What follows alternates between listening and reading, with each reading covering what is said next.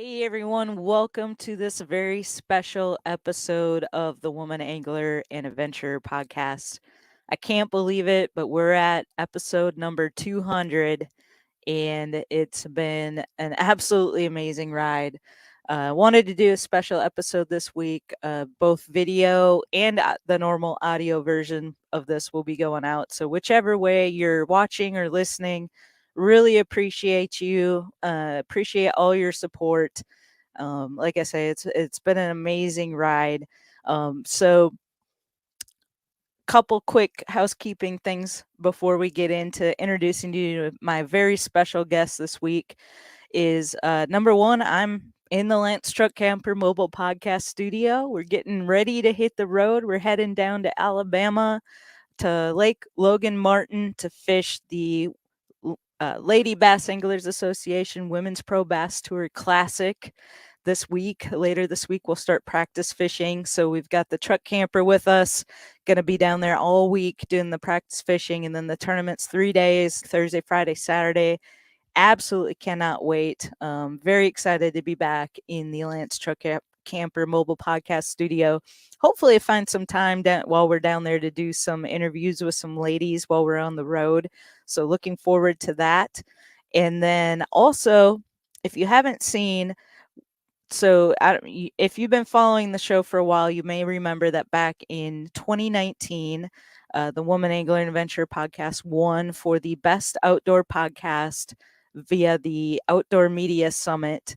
And thanks to you and everybody who voted, that we edged out Girl Camper, a camping podcast. So we had some pretty stiff competition with them right up until the end. And you guys came through and pulled it off. And I actually get to go to Colorado the end of this month to accept that award. The Outdoor Media Summit got canceled last year due to COVID, so it's been postponed, and it looks like it's finally going to happen this year. So excited to get the opportunity to go and get that. But now we're already up for the 2020 Best Outdoor Podcast Award. So if you haven't seen that yet on Facebook, if you wouldn't mind, if you like the show and you support what we're doing, please go to either the Woman Angler and Adventurer Facebook page or the Facebook group. And if you're not a member of the group, by the way, please send a request. I will get you added as soon as possible. Love growing that community. But there's a poll at the top of both of those pages. All you have to do, it's so simple. Just click the little circle next to the Woman Angler and Adventurer. It will highlight it blue, and that casts your vote for this Outdoor Media Summit 2020 Best Outdoor Podcast. And I really appreciate your support. If you want to take it a step further, the next thing you can do is share that. It's a little harder to share it from the group because that is a private community. But if you click on the original post by the Outdoor Media Summit, you should be able to then from there find the share button, share it with your friends, ask them to vote as well. We really appreciate it. And it also helps spread the word about the Woman Angler Adventure podcast, because there's still a lot of people out there that doesn't even know that this show exists, and they may be looking for some inspiration from other amazing outdoor ladies like you're going to get today from my guest, Clara Ricabal. Really excited to introduce you to her. I met her down at ICAST in Orlando. She's part of the Recreational Boating and Fishing Foundation's Women Making Waves initiative. She does so many amazing things in fishing, from tournament fishing, saltwater, getting women, kids involved. She's bilingual, so that's a huge asset for the Recreational Boating and Fishing Foundation, who has this mission to grow the sport with minorities and women and the Hispanic culture. They have a whole thing, and you'll hear about that on today's episode. So I'm going to go ahead and head back to the houseboat from the Lance Truck Camper Mobile Podcast Studio to go meet with Clara. A little bit better internet connection. So I know Clara's going to be out on the water on her kayak, and I just want to make sure we don't have any hiccups or anything like that. So uh, like I said, regardless if you're listening to this via our normal audio platform or watching it maybe on YouTube or Facebook Live, really, really appreciate you guys. And I look forward to bringing you another 200 episodes in the future.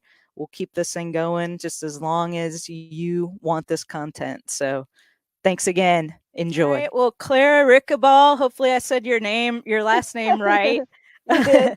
Yeah, Thank awesome. you. Well, welcome to the Woman Angler and Adventurer podcast. As those who are either listening to the show or watching it, because we're doing this as a video episode, Clara is actually out on the water right now on her kayak, getting ready to do some fishing as soon as we get done with our conversation. So to start off, Claire, would you mind telling listeners where you're at right now and what you're going to be doing this morning? So I'm at New Maloney's, California, and I was telling Angie that the easiest place to describe closest to it is Yosemite, which is a national park.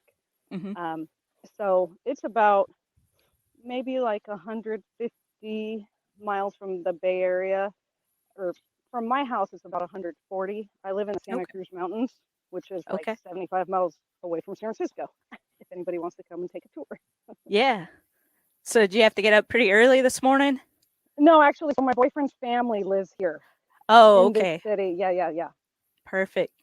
Well, awesome. Well, I hope you have a great morning of catching, and I appreciate you taking some time out to introduce yourself to the Woman Angler and Adventure audience. We met briefly while we were down at ICAST in Orlando, and you got to take part of a cool little kind of a side trip with the Recreational Boating and Fishing Foundation. Talk a little bit about that trip and what you guys did. Yeah, no, that was I'm really honored to be included in that group of women. Of course, I've been following them for the last few years since they started the Women Making Waves campaign. And so Stephanie Valetero, she reached out to me from the Women's Outdoor group that's on Facebook, and got invited over there. Dick's Sporting Good was hosting it for us, and it was 8 of us. 7 of us were anglers, and there was one female that is an outdoor podcast personality, and she had never caught a fish actually. Oh wow! So she got invited out, and they took us to Mount Dora Lake, and they took us out in these pontoons, 2 different pontoons, and we caught fish, and it was bass. So of course I had a blast, and then after that we got on a bus and went to I want to call it River Ranch Resort, and it was like glamping. And I know that was further south. I couldn't tell you. I think it was closer to Kissimmee. But yeah, they had a lot of different activities. Kayaking was one of them, archery, and but we just basically sat around, did some more fishing at a pond and campfires, and then the next day was ICAST, which I just went briefly to the meeting, and then I had to go home because I am a nurse, and I was lucky to get those 2 days off. So yeah. Did you guys get to do any kayak fishing on that trip too? No, unfortunately we didn't. We brought the kayaks, but to be honest with you, we didn't have line for the first day. Like when we started packing up, they found it. So we were concentrating on the girl Sarah to catch her first fish. Mm-hmm. So that's yeah, we were at the pond trying to get her that. So cool. Well, and did you get to go through the very picturesque Dora Canal? Oh yes, very beautiful. Yeah, that's awesome. I saw little baby alligators. Did you? Yeah. Cool. I got to fish there back in January for the first time, and I never saw any gators. I was so surprised. I fished there for 2 days and didn't see a single gator, so I was kind of disappointed because it's always cool to see those. But I'm glad you were able to take part of that trip. How long have you been with the Women Making Waves? Was this your first event, or this was my first event? Mm-hmm. Okay. Yeah. Very I think cool. they're trying to get people from the West Coast. Mm-hmm. Because we are kind of underrepresented, right? Especially when events are on the east. Yep. We have our own little things, but not as big as ICAST, of course, and things like that. Right. Well, it sounds like they're going to try to do another event at the Miami Boat Show, which would be a lot of fun if we can pull that off. So, yeah, and Recreational Boating and Fishing Foundation has the Women Making Waves, and then they also have the Vamos Pescar, if I'm saying that Vamos a right. pescar. Sí. And Y you esto lo being que quieren. Yeah, they want me to you partake in that. yeah, you Yeah, being bilingual, that's an awesome fit. So yeah, yeah. I've very spoken cool. to them before, and what I tell them is I have 4 kids. One just graduated college as a business social media marketing major. So I told her, and she's fluent. I said, you need to help mom. You need to come, even though you don't really like Mm-hmm. fishing. She likes paddleboarding. Come and help me make these videos because that's where I lack in that department of being Yep. so busy and not being that type of influencer. Right. Well, cool. So how did you get started in fishing to begin with? Okay.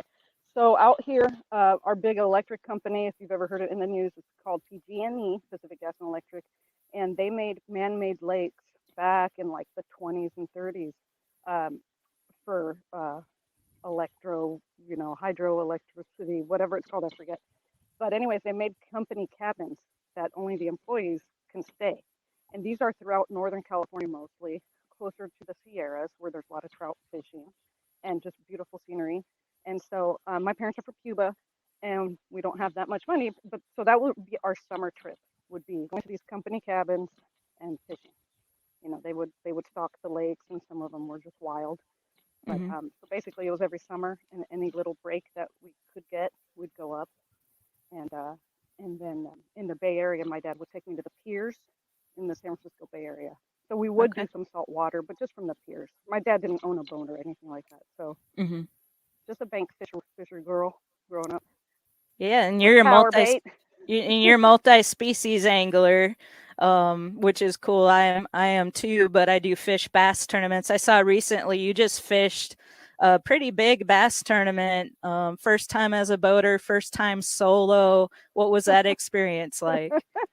I knew I had to do it because my partner and it's the first time that we've gotten together to do team events. So Wild West Bass Trail is our biggest trail over here, and they have pro-am and team, and now they just added kayak. So this was the first year I did teams, only because it's like the weekend warrior type. Pro-ams Mm-hmm. you have to fish Fridays, and I couldn't get Fridays off anymore. So anyways, I knew my team partner couldn't do that event, and it didn't matter how well we placed on the others. You had to do a minimum of 3 out of 4, and I knew we were going to at least do 2, so why not just go for it? So yeah, it was actually a lake that I'm not familiar with, so Mm. that wasn't helpful. But yeah, it was 131 boats, and then Shoo. I was kind of either hoping to be drawn very last or like in that first flight, just because launching and running through narrows because there's always narrows somewhere behind people. And I Mm-hmm. have a Nitro Z18. I have my own boat, and Nice. it has 150 horsepower of Mercury. And kind of drifting off a little bit, but anyways, I might just drift off. So, um, I'm not going to go as fast. And so that morning, I went I went up the wrong fork. I had pre-fished like one day, like 2 weekends prior to that, and I had gone. There's a bridge that we go under, and the sun was just in my face, and I took the wrong fork up. And anyways, I still managed to get points. I didn't catch a limit, and but we made it to the TOC because of that. Nice. Oh, very Yeah, cool. so that's So coming up. it's always fun to challenge yourself and do something outside of your comfort zone that you haven't done before. Yeah. I've always wondered. I don't fish tournaments with that many boats. Like we're normally like 25 boats somewheres in there, Hmm. and all the lakes are different. They're different sizes and everything. But so often go to a spot and there's already somebody there. I just can't Yeah. imagine how you do that with 130 boats. To be honest with you, yeah, I thought that I actually went to like a good spot by accident, but I just wasn't throwing the right stuff, you know, Yeah. and Well, that happens, and yeah, we learn and we grow with each experience, and that's for exactly. sure. Yeah. So you write a column catching California for Western Outdoor News. Yeah, and I chose that name just because, like you said, I'm a multi-species angler, and like this coming weekend, I'm going to be going down in Southern California. There's a barbecue that the Coastal Conservation Association, which I know is throughout. You're in Tennessee, though, right? So Mm-hmm. you wouldn't have that, but like Coastal Conservation Association is coastal states. And so they're having a barbecue, and I think I'm just going to get in my float tube, and the barbecue's at a landing, and I'm just going to try and go for some calico bass. Fun. Which is fun. So Yeah. we'll see if it's not too windy in a float tube. Very cool. Well, But sounds like you've gotten to have some pretty cool fishing experiences over the years. I saw the video where you were on, what was it, Angler West TV doing, Angler West. yeah, fishing for Did you see the tarpon. tarpon one? Yeah, that Yeah. looked awesome. So Yeah, that any was like, actually on my birthday. oh, very cool. Yeah, I remember seeing Uh-huh. that in the show.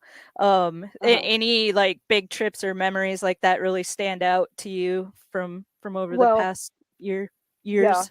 So that is so like I said earlier, I'm a nurse, and it's so hard to get any time off. So I always take a week off for my birthday, and that episode was about 3 days in one side of Mexico, the Yucatan Peninsula, and the host had to go home, Justin Wolf, and I spoke to the guide there, and he was primarily a fly fishing guide, and I said, I'm not done. I want to go to Cabo. And Justin was like, you cannot travel by yourself in Mexico, as you know. And then I said, I speak Spanish. I'm not scared. And so the guide told me about a guide over in Cabo, which was a little bit above, like 2 hours in La Paz area. And I went by myself. I stayed at a place that was $18 a night. Not a resort by any means, but safe. They picked me Mm-hmm. up, and the guide took me out for 2 days, and I caught roosterfish, wahoo, tuna. Um, I'm trying to think what else. I mean, it was just an incredible once in a lifetime. People pay a lot of money for that, but I had that Spanish hookup, so I'm not Yeah. complaining. Yeah. Yeah, that And I looked want like to a go back, blast. but yeah. I'll put a link to that in the show notes if people didn't get to see that episode. It's pretty fun to watch. Yeah. Tarpon's on my bucket list, so Oh, I was going to say they fight pretty good.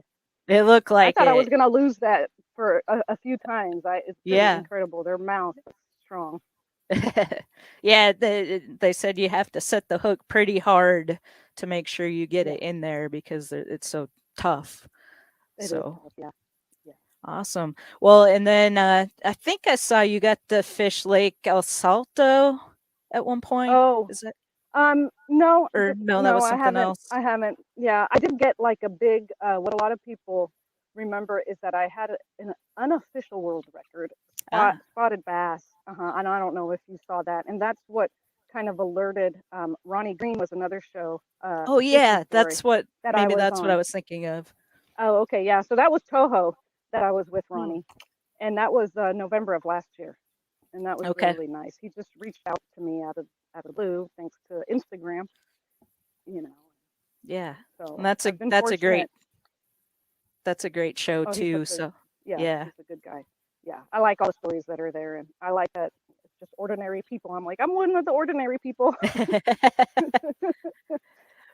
Well, cool. Anything you got coming up? It sounds like you got another big tournament coming up. Anything else Yeah, that you want to well, think I of? have that TOC, and then last year, and since my 40th birthday, I'll be 44 in October. And since my 40th, I started doing the U.S. Open, which is in Lake Okay. Mead, which I'm going to keep talking about the West Coast, but that's like the big one, right? And Yeah. so this year, Mike Iaconelli signed up, and it's a shared weight. It's a pro-am shared weight, and Rick Clunn's going to be there. He's been doing that for a while, and other names like Chris and Trait, they're going to be Mm-hmm. there. So yeah, I'm going to do that for my birthday. It's always on my birthday week too. Okay. Well, that Yeah. will be super fun to follow. Maybe you'll beat Iaconelli. How cool would that Ah, be? that'd be really cool. I probably wouldn't even be fishing. I'd just be watching him, and Yeah. yeah. Well, awesome. Any sponsors that you want to give a shout out to? Do you have Um, sponsors? since the beginning that I started all of this, Fitzgerald Rods, they're in Florida, and it was really nice that they took me on with not that much experience. Um, and I'm in the works now. You know how after ICAST you make those connections. Yep. But I am on a Jackson kayak, so I've been with them for a little bit, and I actually started kayak fishing in the ocean before the bass tournaments and all of that. I saw that, and I was going to ask you about that too. My first ever kayak experience was out of La Jolla on a with Hobie because I Kevin. went with Kevin. Yeah. Yep. And we were going after halibut, and that was it was pretty intense first kayak fishing experience. Yeah. Yeah. Luckily the surf wasn't real big that day, so paddling out from the beach, getting out there, I think we went out like 7 miles or something. Oh my gosh. And Yeah. yeah, and so we had big schools of dolphin coming towards us, and what do you call seals and sea lions swimming around. It was a pretty cool experience, though. Yeah. So Yeah. So Jackson Kayak, and then I'm on a fishing team here in California. It's called the Kayak City. Well, the store is Kayak City, and they have everything. So, and yeah, like that the kayak tournaments are getting huge. And here in California, I don't know if you could really see, but our lake is so low that I think more people will be kayak fishing soon. It's a drought right. here, and it's really sad. Yeah, because you can access more areas. And I was just up in Minnesota, and that's where I'm from originally, and they were experiencing a big drought up there. They got some Oh, rain, really? thankfully, when I was leaving, but all the lakes were really low. There's a lot of boat launches that you couldn't even Yeah. access because it was Yeah. so Same low. here. And so, I can see you can get out there on a kayak, so Mhm. I can see that growing in a lot of different areas.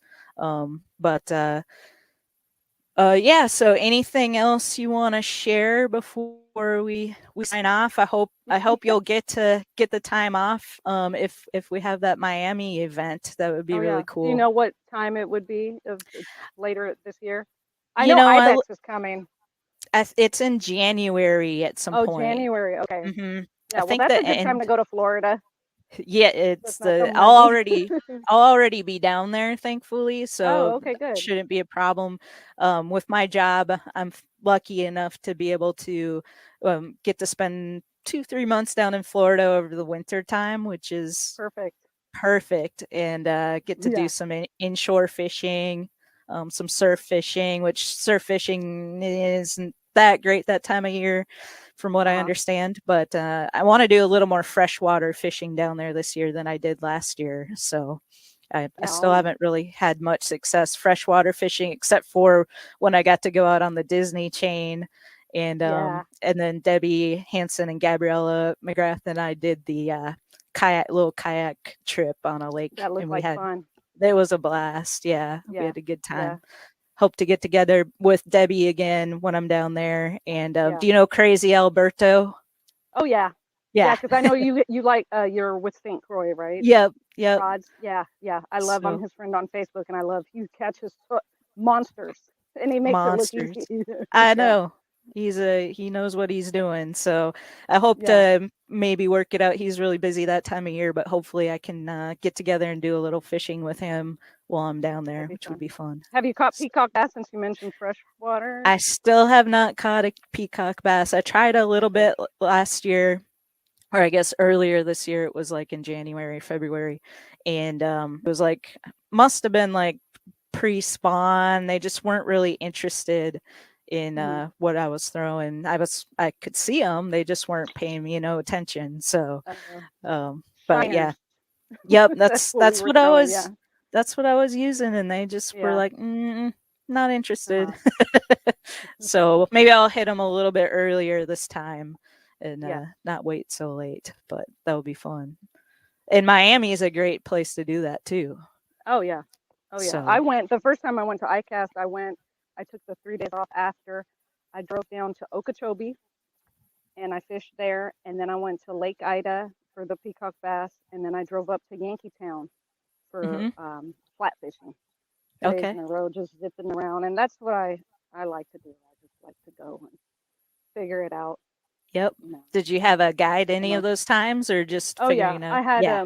Thaddeus Reagan was the first one, and I actually had planned on doing the Everglades, but for some reason they told me that it wasn't good timing. And then Kirk Mm, Osborne for the peacock, and I want to say a kid named Adam, which he was with Fitzgerald, and they told me to go with him. And yeah, hmm it was pretty incredible. I caught redfish and some other stuff. It's a little snook. You know, I've caught bigger snooks since then, but yeah. Very And we cool. saw a tarpon. Yeah. So it's very cool. Mm-hmm. I love Those Florida. are very California is majestic. great though too. So I Yeah, don't know. and You know, besides La Jolla, you need to come up north and get salmon and striper and all the types of bass and trout that we have. Yep, I haven't done much fishing in California. I always love getting the opportunity to feature West Coast anglers on the show because I don't think we have done it often enough. And so, you know, if you know of more ladies that would be great to feature, please send them my way. But I really appreciate you coming on, and thank you for having me. I hope you have a great morning of fishing out there. And I'll be watching tag you with whatever I catch. Yeah, perfect. I'll be watching your feed to see how it goes. Thank you. I appreciate it, Angie.